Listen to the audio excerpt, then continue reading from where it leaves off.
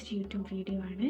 ഞാൻ യൂട്യൂബിലൂടെ ചെയ്യാൻ ഉദ്ദേശിക്കുന്നതെന്ന് വെച്ചാൽ കുറച്ച് ഞാൻ ചെയ്യുന്ന ബ്യൂട്ടി ടിപ്സും പിന്നെ അല്ലാതെ ഉള്ള വ്ളോഗ്സ് അങ്ങനെയുള്ള വീഡിയോസ് ചെയ്യാമെന്ന് വിചാരിച്ച് വെച്ചേക്കുന്നത്.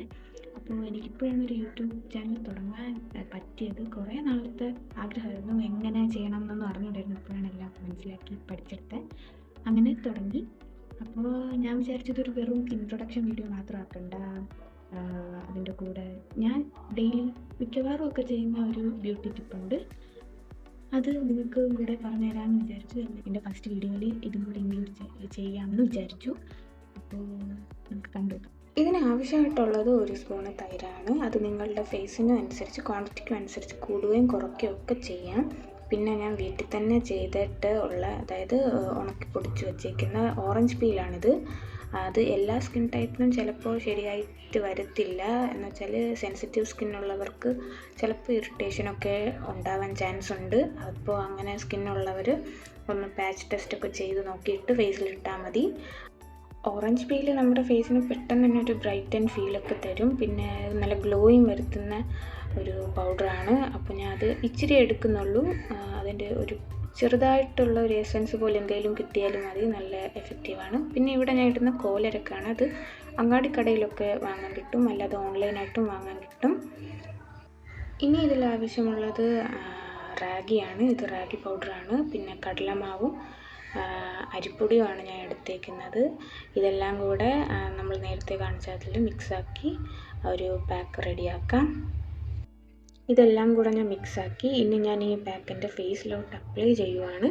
അപ്പോൾ ഞാൻ ആദ്യം ഒരു തിൻ ലെയറാണ് അപ്ലൈ ചെയ്യുന്നത്. അതെന്തിനാണെന്ന് വെച്ചാൽ നിങ്ങൾക്ക് കാണാൻ പറ്റും. ഇനി ഞാൻ ഏത് പാക്ക് ഇട്ടാലും ഒരു തിൻ ലെയർ ഇട്ടിട്ട് അത് നല്ലോണം ഫേസിൽ സ്ക്രബ് ചെയ്യും, ഫേസിലും നെക്കിലും ഒക്കെ.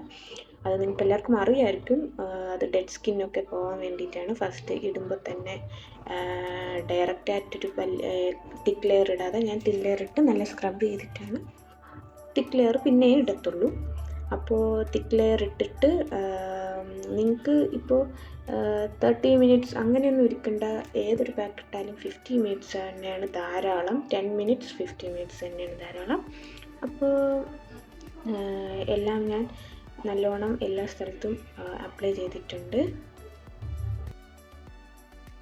അപ്പോൾ നിങ്ങൾക്ക് എല്ലാവർക്കും കാണാം, ചെറിയ ബ്രൈറ്റ്നസ് ആണെങ്കിലും വന്നിട്ടുണ്ട് ഫേസിൽ. അപ്പോൾ ഇത് ഡെയിലി യൂസ് ആക്കുവാണെങ്കിൽ നല്ല ബ്രൈറ്റ്നസ്, ഒരു നല്ല റിസൾട്ടും കിട്ടുന്ന ഒരു പാക്കാണ്. നിർത്തിക്കഴിഞ്ഞാൽ അത് റിസൾട്ട് കിട്ടത്തില്ല, ഡെയിലി യൂസ് ആക്കണം.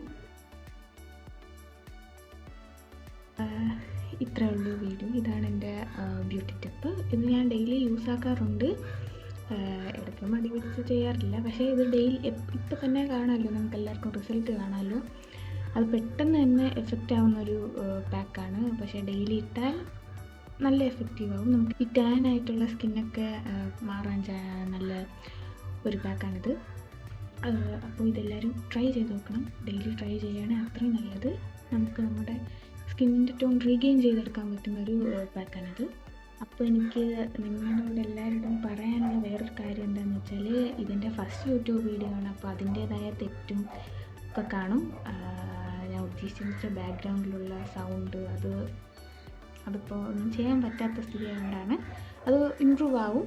അതൊക്കെ മാറ്റി നല്ലൊരു ക്വാളിറ്റി വീഡിയോ ഒക്കെ ഇനി ചെയ്ത് വരുമ്പോഴത് പറ്റത്തുള്ളൂ. അപ്പോൾ എല്ലാവർക്കും ഈ വീഡിയോ ഇഷ്ടപ്പെട്ടെങ്കിൽ ലൈക്ക് ചെയ്യണം, സബ്സ്ക്രൈബ് ചെയ്യണം, ഷെയർ ചെയ്യണം, എന്നെ സപ്പോർട്ട് ചെയ്യണം. അപ്പം ഇന്നത്തെ വീഡിയോ ഇത്രയേ ഉള്ളൂ. ഇനി അടുത്തൊരു വീഡിയോയിൽ കാണാം. ബൈ.